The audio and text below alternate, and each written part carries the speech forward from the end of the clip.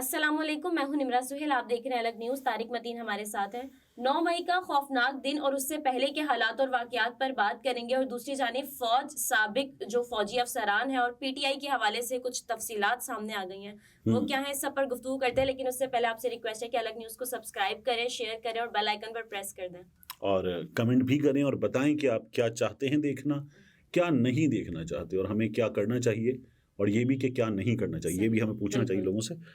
और अब ये जो स्टोरी है, डिटेल्ड वीडियो होने वाली है, अपने नाज़रीन को हम ये बता दें, लेकिन कुछ बहुत अहम वीडियो है, इसलिए इसको देखिएगा ज़रूर, मुकम्मल देखिएगा। फरहत जावेद रब्बानी ये बीबीसी के साथ काम करती हैं, यंग जर्नलिस्ट हैं।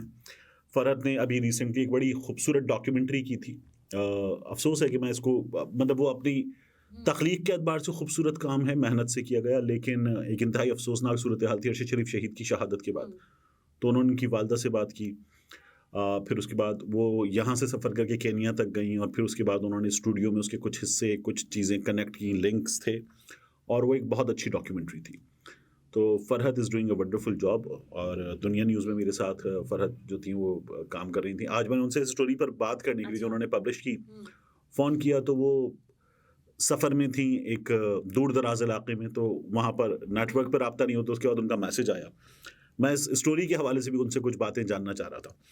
अब ये जो स्टोरी है, इसकी हेडलाइन है, पाकिस्तान की फ़ौज में इख्तिलाफ़ राय का तासुर, जहनसाजी और पॉलिसी में तब्दीली का टकराव कैसे हुआ। देखिए, 9 मई हमारे यहाँ रिसेंट दिनों का अब दूसरा सबसे बड़ा वाक़या है। पहला वाक़या हो चुका, अब ईरान का हमला और पाकिस्तान का जवाब, और मुमकिन तौर पर जो नेशनल सिक्योरिटी कमेटी फैसला करेगी वो भी एक बड़ा वाक़या हो सकता है, या एक बड़ी खबर हो सकती है। लेकिन 9 मई जो है वो अब दूसरा सबसे बड़ा वाक़या है हमारे यहाँ, बाज़ लोगों की राय में वो सबसे बड़ा वाक़या। अच्छा, 9 मई जो है उससे पहले क्या हो रहा था, क्योंकि पाकिस्तान में पहली बार एक हुकूमत वोट ऑफ नो कॉन्फिडेंस के जरिए, इमरान खान साहब की जमात कहती है रिजीम चेंज ऑपरेशन, और इस्टेब्लिशमेंट के किरदार, जनरल बाजवा और फौज के किरदार, उन्होंने मेरी हुकूमत तब्दील करवाई, ये होता था। तो एक राय थी, और इमरान खान साहब की हुकूमत के दिनों में इमरान खान साहब की हुकूमत लाने के हवाले से एक राय थी, और फिर उसके बाद 9 मई का दिन और 9 मई के बाद एक राय है। फौज के अपने अफसरान इस आर्टिकल के मुताबिक कई जगहों पर वो एक खौफ महसूस करते हैं, कई जगहों पर वो एक एतमाद की कमी महसूस करते हैं और बात करने से कतराते हैं, और कई जगहों पर उनका ये कहना है कि उनको उनके अपने इदारे के एक हिस्से यानी आईएसपीआर की जानिब से मना किया गया है कि मत बोलो। ये इस आर्टिकल में लिखा हुआ है। अब ये बड़ी सनसनीखेज चीज़ें हैं, और ये सनसनीखेज तो एक बड़ा नेगेटिव कॉनोटेशन का वर्ड है, लेकिन ये बड़ी सीरियस चीज़ें हैं। अब इन चीज़ों का अगर आप जायज़ा लेना शुरू करें और आर्टिकल को पढ़ना शुरू करें हिस्सों में, तो हमें क्या पता चलता है। हम इस वीडियो को कुछ हिस्सों में डिवाइड करने जा रहे हैं, प्री 9th में, 9th में, पोस्ट 9th में, और फिर उसके बाद कुछ चीज़ें हैं। स्टार्ट यहाँ से होता है कि मैं वो लम्हा कभी नहीं भूल सकती जब वर्दी पहने नौजवान मेरे बेगुनाह शौहर पर बंदूक थाने खड़े थे। कोई गैर जुल्म करे तो दुख नहीं होता, ये तो अपने थे इसलिए अफसोस भी ज्यादा है। अच्छा, आपको एक जुमला याद आता है? ये 9 मई की बात हो रही है कि वर्दी पहने, जो है एक साबिक फौजी अफसर की अहलिया ने किया है। ठीक है। 9 मई के सिलसिले में कुछ फौजी अफसरान भी गिरफ्तार हुए और उन पर इदारा जाती कार्रवाई हुई। तो ये इस कॉन्टेक्स्ट में है। इमरान रियाज खान ने भी एक जुमला कहा था जब मियां अली इशफाक के साथ पॉडकास्ट हुआ था। उन्होंने कहा, दर्द होता है, तकलीफ होती है जब कोई अपना मारता है। अब आगे ये बात इन्होंने कही है कि जब अपना करता है तो तकलीफ होती है। उसके बाद उन्होंने कहा, उस रात के बारे में बता रही थी ये जो साबिक फौजी अफसर की वाइफ है, उन्होंने कहा कि उनके घर पर छापा मारा गया। उसके बाद साबिक फौजी अफसरान उनके अहले खाना में गुज़िश्ता 2 बरसों के दौरान खौफ व हिरास इतना बढ़ चुका है कि वो मीडिया से बात भी करते हुए कतराते हैं। ये खातून भी नहीं चाहती कि उनके शौहर का नाम लिखा जाए। उनका दावा है कि उनके शौहर ऐसे साबिक अफसरान में से हैं जिन्हें मेन स्ट्रीम और सोशल मीडिया पर साबिक और मौजूदा आर्मी चीफ्स, फौज की सियासत में मुबैना मुदाखलत और हालिया सियासी जोड़ तोड़ में फौज के किरदार, पीडीएम जमातों के खिलाफ और इमरान खान या पीटीआई की हिमायत में बात ना करने की तंबीह की गई है। ठीक। अब देखिए, कुछ अफसरान को तो बाकायदा तौर पर यह खबर आई थी इमरान खान साहब 9 मई से पहले आई थी कि इमरान खान साहब की हुकूमत चली गई। उसके बाद हमने साबिक फ़ौजियों की तंजीम के कई इकट्ठ देखे कि वो उन्होंने जमा होकर कुछ मुतालबात सामने रखे। एक बार उन्होंने बताया कि उन्होंने नए आर्मी चीफ साहब, उनसे भी मुलाकात की थी। तो ये लोग बात करते थे सोशल मीडिया पर। फिर ये कहा जा रहा था कि ये बताया गया कि किन को बुलाया जा सकता है टेलीविजन चैनल्स पर और किन को नहीं बुलाया जा सकता। ये बात सोशल मीडिया पर आ रही थी और फिर कुछ नामों के हवाले से हमें पता चला कि उनके साथ क्या हो रहा है। एक और चीज़ देखिए, मैं नहीं कह रहा कि मुझे किसने बताया, मैं ये बात नहीं कह रहा कि मुझे किसने बताया, लेकिन एक चेंज हमें नज़र आता है। और मेरी इस चेंज पर कुछ साबिक फ़ौजी अफसरान से बात भी हुई कि पहले इन लोगों के नामों के साथ लिखा होता था ब्रिगेडियर रिटायर्ड फला, मेजर जनरल रिटायर्ड टिम तमगा इम्तियाज मिलिट्री, निशान इम्तियाज मिलिट्री फला, नाम लिखा होता था आगे। अब ऐसे नामों के साथ जो उनका रैंक था या उनकी अचीवमेंट थी, तमगा इम्तियाज मिलिट्री, निशान इम्तियाज मिलिट्री, अब वो नहीं है।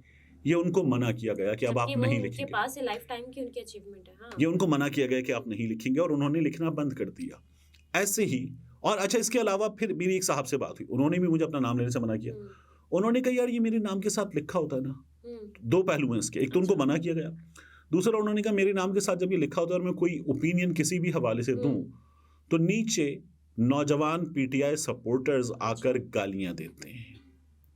वो ओपिनियन किसी भी बारे में, लेकिन वो ये कहते हैं कि तुम लोग ये करते हो, तो वो गालियां भी देते हैं। तो एक अदद नफरत है जो हम महसूस कर रहे हैं, तो हमें हमारे इदारे की जानिब से भी रोका गया है और वो भी हमें अनईजी करता है, और लोग भी नफरत का इजहार कर रहे हैं, वो भी हमें अनईजी करता है। अब आगे बढ़ते हैं। अच्छा, जो साबिक फौजी अफसर हैं उन्होंने बताया कि मुझे कहा गया कि मैं इमरान खान के हक में बयान या तज्जिया ना दिया करूं। एक सरकारी इदारे के अफसर ने कहा आप हमारे सीनियर हैं, हमें अच्छा नहीं लगता आपको रोज नोटिस भेजकर बुलाएं और यहाँ बिठाए रखें, मगर हम मजबूर हैं। हमें कहा जाता है कि इसको सुबह से शाम तक यहाँ बिठाए रखो।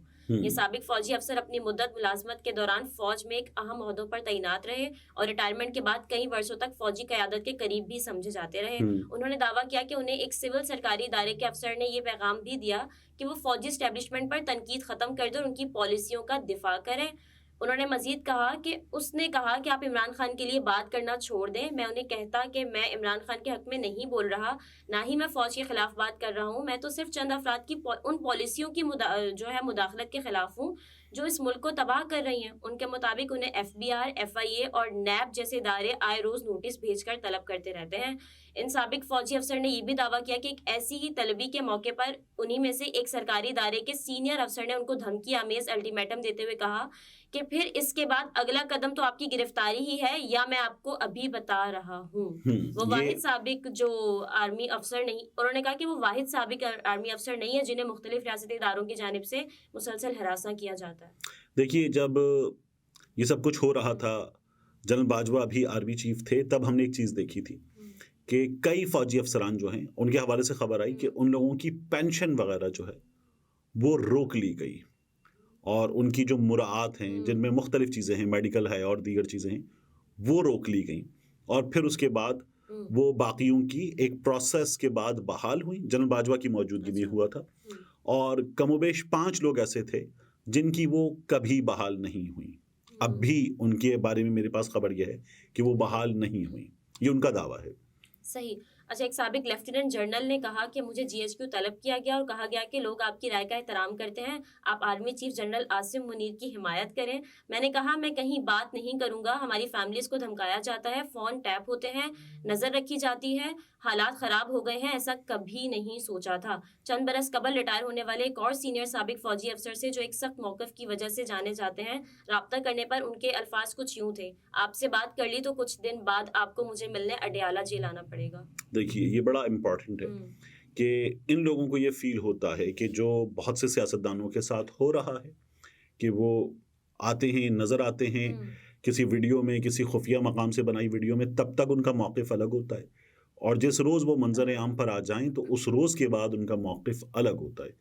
एक साहब हैं अब्दुल्ला मुमताज़ कालू, अभी वो जद्दा एयरपोर्ट से उड़े थे, नौजवान बैरिस्टर।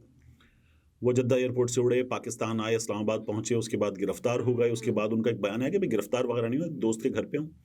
और दोस्त के घर पर होने हाँ। के बावजूद, और उन्होंने पार्टी छोड़ दी, इलेक्शन से दस्तबरदार हो गए, और उसके बावजूद अब तक वो मंजर आम पर नहीं आ सके। वो दोस्त पता नहीं कैसा दोस्त है जिसने अंदर से कुंडी लगा दी है, ताला लगा दिया और चाबी बाहर फेंक दी है।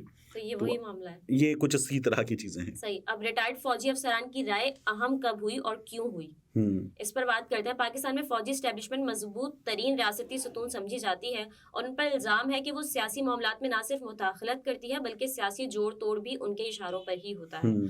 खुद फौजी अफसरान अवामी सतह पर अवामी या सियासी मामलात पर राय देने के मजाज नहीं है और मुल्क का आइन भी उन्हें ऐसे काम करने से रोकता है जिससे उन पर किसी सियासी जमात की जानिबदारी का तासुर मिले। अपनी पॉलिसियों का दिफा करना और अवाम से राब्ता कायम करना, ये अमूर आमतौर पर वो फौजी अफसरान सरअंजाम देते रहे हैं जो हाजिर सर्विस ना हो। ठीक। यही वजह है कि रिटायर होने वाले फौजी अफसरान अक्सर अखबारात और टीवी स्क्रीन पर अस्करी पॉलिसियों, इकदामात और फैसलों का दिफा करते नजर आते हैं। कानून के तहत कोई भी फौजी अफसर अपने ओहदे से सबकदोश होने के 3 साल खत्म होने के बाद ना सिर्फ सियासी मामलात पर अपनी राय दे सकता है बल्कि सियासत में किसी भी आम शहरी की तरह हिस्सा भी ले सकता है। ठीक। और अब देखिए, ये हमारे यहाँ की एक वो हकीकत है जो ज़मीनी हकीकत है। सही। एक कानूनी रुकावट है जो मना करती है। आम तौर पर किसी सरकारी मुलाजिम को 2 साल पाबंदी का सामना है, इस खबर के मुताबिक 3 साल पाबंदी का सामना है, उसके बाद आप राय दे सकते हैं। अच्छा, और फिर ये हमारे यहाँ हुआ कि इस आर्टिकल में ये भी लिखा हुआ है कि जनरल बाजवा की रिजीम में ही ये कहा गया साबिक फौजी अफसरान को कि आप ये बताना शुरू कीजिए कि मियां नवाज शरीफ करप्ट नहीं हैं। ये इसमें साफ तौर पर लिखा हुआ कि मियां नवाज शरीफ करप्ट नहीं है। और फिर वो अफसरान जो थे वो एक मखमसे में थे कि हम जो ये बताते रहे हैं अब तक और कि मियां नवाज शरीफ करप्ट है, अब हम उससे जान कैसे छोड़ाएं, वो तो हम बता चुके। और वही जो सोशल मीडिया पर होता है, जब आप ये बताएंगे कि मियां नवाज शरीफ करप्ट नहीं है तो लोग फिर हमारी वो क्लिप्स निकाल कर या इमरान खान करप्ट है वो लेकर आ जाएंगे। जिस तरह के एंकर साहिबा हैं वो डॉक्टर फिजा, उनके साथ होता है कि उनके मतलब 360 डिग्री से बड़ा कुछ नहीं होता, वो तो पूरा टर्न होता है।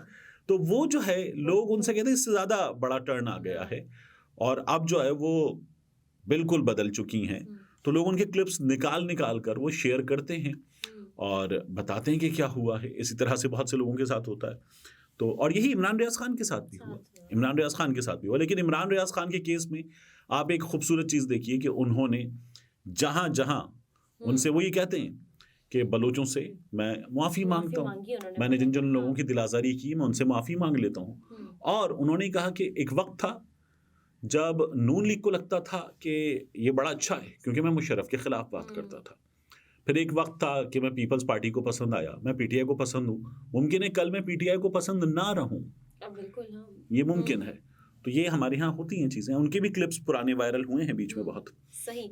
अच्छा, सीनियर सहाफ़ी और तज्ज़ियाकार नुसरत जावेद ने इस बारे में बीबीसी से बात करते हुए कहा कि माजी में साबिक फौजी अफसरान की इतनी बड़ी तादाद तबसरे करती नजर नहीं आती थी। उनके मुताबिक माजी में रिटायरमेंट का मतलब मुकम्मल रिटायरमेंट था। उनमें से कुछ रिटायर होने के बाद किताबें लिखते थे, अपने फौजी दौर की, काकोल अकेडमी की और आमतौर पर जंगों से मुताल्लिक या फिर अफसाना लिखते थे। मुझे नहीं याद पड़ता कि इतनी बड़ी तादाद में एक्स सर्विस में अखबारों और टीवी चैनल्स पर राय देते थे।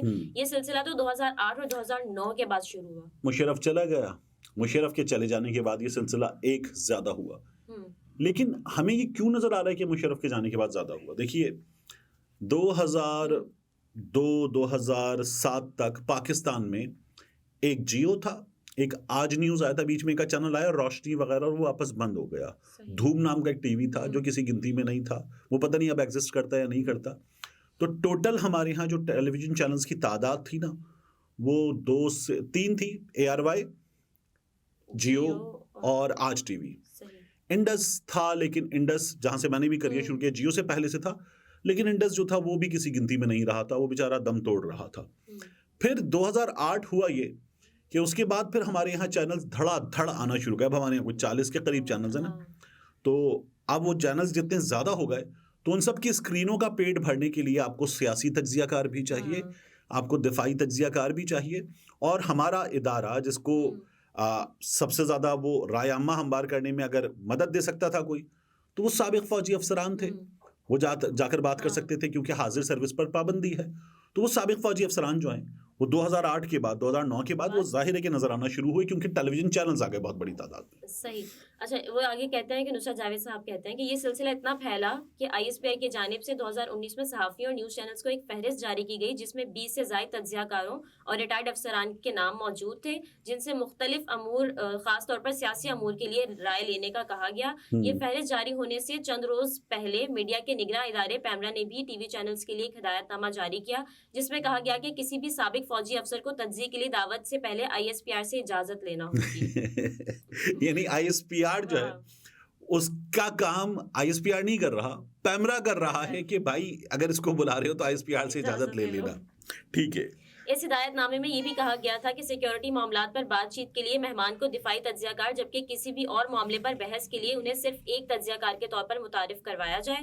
पैमरा ने इसकी वजह से अक्सर बहस का रुख सियासी मामलात की जानिब मोड़ना और अफसरान का तवील मुद्दत से रिटायरमेंट के बाईस ताज़ा तरीन सिक्योरिटी पॉलिसियों पर मुकम्मल अबूर ना होना बताई थी, मगर गुज़िश्ता 2 सालों में सूरत हाल तेजी से बदली है। इस फहरिस्त में शामिल मुतअद्दिद साबिक अफसरान को मुबैना पाबंदियों का सामना भी करना पड़ा और जेल भी जाना पड़ा। हमने जनरल अमजद शुएब साहब की मिसाल देखी, तो अगर जनरल अमजद शुएब साहब का इस स्टोरी में जो तस्करा वो हम आगे निकाल देंगे, क्योंकि जनरल अमजद शुएब साहब जो हैं वो तनकीद करते थे, और जनरल अमजद शुएब साहब ने तो बाकायदा अपनी वीडियोज़ में इमरान खान साहब को सैल्यूट पेश किया कि वो जिस तरह से अपना मुकदमा लड़ रहे हैं। और फिर हमने जनरल अमजद शुएब साहब को फ़ौजी क़यादत पर तनकीद उसकी वजह से भी, और उन पर एक आध इल्ज़ाम लगा उसकी वजह से भी, हमने जनरल अमजद शुएब साहब को उनकी वो तस्वीर देखी कि जिसमें वो सलाखों के पीछे थे, चटाई थी और जनरल साहब आगे खड़े हुए थे। तो जनरल साहब जो है वो एक बहुत ही तकलीफ दह तस्वीर थी, एक बुज़ुर्ग फ़ौजी अफसर की। कमोबेश 3 दिन ये मामला चला था। सही। आगे फौजी क़यादत और रिटायर्ड अफसरान में इख्तलाफ कब आया? एक दहाई पीछे जाएं तो पाकिस्तान में पहले टीवी चैनल्स और फिर सोशल मीडिया पर साबिक वज़ीर आज़म और पीटीआई के जो बानी हैं इमरान खान के हक में एक भरपूर मुहिम नजर आती है। अच्छा, मुझे लगा अब अभी इमरान खान का नाम पढ़ने से रोक रही हैं। टेलीविजन चैनल्स पे रुकता है, हम लोग ले सकते हैं। सही। सन 2011 में भी उनके हक में सोशल मीडिया पर मुहिम चलती रही थी। मिसाल के तौर पर अगर उस वक्त का ट्विटर यानी जो अब एक्स है डेटा देखें तो एक सुनामी, एक तूफान, इमरान खान जैसे ट्रेंड्स आम थे, मगर 2013 के इंतखाबात के बाद इस बयानिए में शिद्दत आई। पीटीआई के रहनुमाओं के अलावा इमरान खान की प्रोजेक्शन के बयानी की हिमायत करते उसी फहरिस्त में शामिल बेशतर रिटायर्ड अफसरान भी नजर आते हैं। सीनियर सहाफ़ी और तज्जियाकार नुसरत जावेद समझते हैं कि साबिक फौजी अफसरान जो तज्जियाकार के तौर पर हमें गुज़िश्ता एक दहाई में नजर आए, उनकी बाकायदा ज़हन साजी की अच्छा, यानी उनकी साबिक फौजियों की जहन साजी की गई, नुसरत जावेद साहब कह रहे हैं। देखिए, इदारे में मौजूद अफराद अपना नाम जाहिर ना करने की शर्त पर हमें भी ये बताते हैं कि इसे प्रोजेक्ट इमरान खान कहा गया था। अच्छा। बहुत से लोग ये कहते हैं ना कि ये प्रोजेक्ट इमरान खान जो था वो जनरल पाशा और जनरल ज़हीरुल इस्लाम का और फ़ौज का प्रोजेक्ट था उस वक्त की क़यादत का, और फिर इस प्रोजेक्ट को और आगे बढ़ाया गया और ये सक्सेसफुली इम्प्लीमेंट हो गया जब जनरल बाजवा जो थे वो आर्मी चीफ थे। लेकिन कुछ लोग जो हैं वो ये समझते हैं कि इसमें एक काम किया गया, इसको सक्सेसफुल इम्प्लीमेंटेशन में बहुत मजबूत बनाया जा सकता था। लेकिन इमरान खान साहब की मकबूलियत 2018 के इंतखाबात से पहले बहुत भरपूर थी और वो जीतते हुए नजर आ रहे थे। उनका ये कहना है कि कई जगहों पर जहां इमरान खान साहब यकीनी तौर पर जीते होते उन्हें हराया भी गया। ख्वाजा आसिफ साहब की मिसाल, एक मिसाल हमारे सामने, ऐसे ही डॉक्टर निसार की मिसाल, जो डॉक्टर निसार जट राना सनाउल्लाह के मुकाबले में इलेक्शन लड़ते हैं, उनकी मिसाल हमारे सामने। इलेक्शन का नतीजा आ गया था कि जीत गए, सुबह राना सनाउल्लाह की जीत का ऐलान हुआ। इसी तरह से डॉक्टर निसार चीमा नून लीग के, वो हार गए थे, रात तक का ये ऐलान था, फिर वो जीत गए। इलेक्शन की रात को तकरीबन 12-1 बजे आरटीएस बैठा था। अब ये बड़ा शोर मचता, आरटीएस बैठा, तो आरटीएस जब बैठा तो उस वक्त के मैं कुछ स्क्रीनशॉट अब दिखा रहा हूँ। उन स्क्रीनशॉट के मुताबिक पाकिस्तान तहरीक इंसाफ कुछ 116 सीटों पर थी और पाकिस्तान तहरीक इंसाफ जो है वो इससे आगे जीत सकती थी, अभी काफ़ी रिजल्ट बाकी था। जब आरटीएस बैठ गया और आरटीएस बैठने के बाद के नतीजे आए तो फिर नून लीग के नंबर बढ़े, पीपल्स पार्टी के नंबर बढ़े। आरटीएस बैठने का ये लोग हमेशा शोर मचाते, लेकिन फायदा तो नून लीग और पीपल्स पार्टी को हुआ था। तो आरटीएस बिठाकर इमरान खान की मकबूलियत उसके नतीजे में इतनी सीटें ना हो जाएं कि इमरान खान अपने जोरे बाजू पर हुकूमत बना ले। इमरान खान को जो बेसाखियां दी जाएंगी वो बेसाखियां हटा ली जाएंगी तो इमरान खान गिर जाएगा। एक मजबूत हुकूमत मुसीबत होती है, उसे गिराया नहीं जा सकता। तो ये किया गया जनरल बाजवा की जानिब से। कुछ साबिक फौजी अफसरान हमें नाम ना लेने की शर्त पर बताते हैं कि कई जगहों पर रोका गया। इस वक्त भी एक मुअल्लक पार्लियामेंट की बात हो रही है कि इस इंतखाब के नतीजे में जो हुकूमत वजूद में आएगी, अब तो इंतखाब पर इन दिनों में एक सवालिया निशान है, वो हुकूमत जो है वो कौमी हुकूमत होगी, सब उस हुकूमत में शामिल होंगे। अच्छा। तो ये कुछ इस तरह की बात है। सही। नुसरत जावेद साहब ने कहा कि मेरे ख्याल में बहुत साल से इदारे की तरफ से उनको प्रोग्राम किया गया था कि उन्हें सभी सियासतदान करप्ट लगते थे। इनके कंटोनमेंट में मखसूस न्यूज़ चैनल्स, अखबारात और एंकर्स पर पाबंदी थी और इसको कंडीशनिंग यानी जहन साजी कहा जाता है। कम अज़ कम 10 साल की मुसलसल जहन साजी की गई कि तमाम सियासतदान करप्ट हैं और बारी बारी हुकूमत करते हैं। नुसरत जावेद के मुताबिक इस दौरान इमरान खान, जो कि पाकिस्तान सियासत में एक आउटसाइडर थे, उनकी प्रोजेक्शन ऐसे की गई कि जैसे वही हमारे तमाम मसाइल का हल है और हमारे तमाम सवालों का जवाब भी है। मगर 2018 के बाद वो भी डिलीवर करने में नाकाम हो गए, तो फौज की क़यादत ने अपना फैसला कर लिया कि इमरान खान भी नहीं मगर वो लोग जिनकी उन्होंने कम अज कम एक दहाई लगाकर जहन साजी की थी, अब वो इस नजरिए से पीछे हटने को तैयार नहीं थे। शुरू में बात की थी। देखिए इस आर्टिकल में जो बातें की गई और जो यहाँ पर बात हो रही थी, इसमें आगे जाकर फिर 9 मई के हवाले से तवील हो रही है वीडियो, हम इसको रैप करते हैं। 9 मई के हवाले से ये बताया गया कि 9 मई को फौजी ख़ानदानों ने खौफ महसूस किया है। ये एक बैलेंस्ड आर्टिकल है। फौजी ख़ानदानों ने खौफ महसूस किया कि ये लोग जो आ गए हैं कोर कमांडर हाउस जलाने, ये हमारे घरों तक आ सकते हैं। उन्होंने ये खौफ महसूस किया और उसके बाद 9 मई में कमोबेश इस आर्टिकल के मुताबिक 5 अफराद जो हैं ऐसे फौजी अफसरान जो उस वक्त हाजिर सर्विस थे, उनकी नौकरियां गई। एक लेफ्टिनेंट जनरल भी उनमें शामिल थे। कोर कमांडर लाहौर की बात हो रही है। और फिर जो अफराद गिरफ्तार हुए उनके फौजी अदालतों में मुकदमा चल रहे हैं। लेकिन अब भी ये कहा जा रहा है कि फ़ौज में इमरान खान की सपोर्ट है, उस सपोर्ट में कमी आई है लेकिन सपोर्ट है। तो देखिए 9 मई से पहले इमरान खान की सपोर्ट बहुत थी। 9 मई वाले दिन जो कुछ हुआ उसके हवाले से 5 फौजी अफसरान पर भी एक अदद इल्ज़ाम है। और 9 मई के बाद, और 9 मई को लोगों ने खौफ भी महसूस किया कि उनके साथ क्या कुछ हो सकता है। और 9 मई के बाद अब फौजी अफसरान ये बता रहे हैं कि हम बहुत सी चीज़ों पर बात नहीं कर सकते क्योंकि हमें उसके नताइज भुगतना होंगे। BBC ने इस वक्त जो हालात हैं उन हालात में फौजी अफसरान को भी बात करते हुए रुकना पड़ता है, खौफ महसूस होता है कि उनके साथ कुछ हो सकता है। यह हकीकत बयान की है और यह हकीकत आपको सियासतदानों में नज़र आती है। अभी बिलावल भुट्टो जरदारी के तर्जुमान थे मुस्तफ़ा नवाज़ खोखर, उन्होंने एक टेलीविज़न इंटरव्यू में कहा कि मैं पाकिस्तान तहरीक इंसाफ ज्वाइन करने के बारे में सोच तो लूँ लेकिन फिर मैं अपनी इलेक्शन कैंपेन भी नहीं चला सकूंगा। तो ये मालूम सबको है, ये सियासतदानों का हाल है।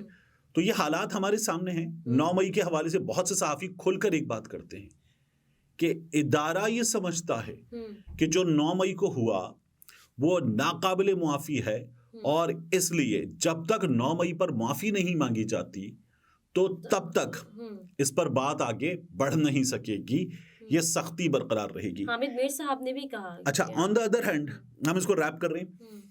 पाकिस्तान तहरीक इंसाफ ये कहती है कि एक हमारा मौक़िफ़ है, हम ये कहते हैं कि इसकी शफाफ तहक़ीक़ात करवा लीजिए। हमारे दरमियान लोग दाखिल किए गए, उन्होंने काफ़ी कुछ किया। इदारे का ये कहना है कि आपने ये सब कुछ किया, अब इसकी शफाफ तहक़ीक़ात जो है वो एक थर्ड पार्टी कर सकती है। वो थर्ड पार्टी एक अदालती फ़ोरम हो सकता है जहाँ से यह शफाफ तहक़ीक़ात हों और हक़ाइक़ सामने आएँ और उसके बाद शायद आगे बढ़ना मुमकिन हो। ये सूरत हाल है।